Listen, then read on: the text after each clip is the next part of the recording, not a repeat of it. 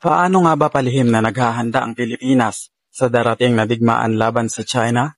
Ayon kay General Minihan, maaring madistract ang US at Taiwan dahil sa 2024 presidential election at samantalahin ng China ang pagkakataon na maglunsad ng giyera sa susunod na taon. Maaring ito rin ang dahilan kung bakit lalo pang tumitindi ang pagtataboy ng mga Chinese Navy at Coast Guard sa mga Pilipino sa West Philippine Sea para maging malaya sila sa paglalayag doon at makapaglagay ng mga military equipment sa kanilang itinayong artificial island.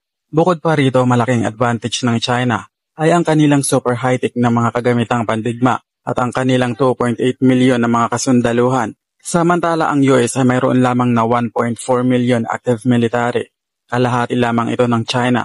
Idagdag pa ang sa mga allied countries ng China, gaya ng North Korea, Saudi Arabia, Iran, Pakistan, Russia at mga bansa sa Afrika.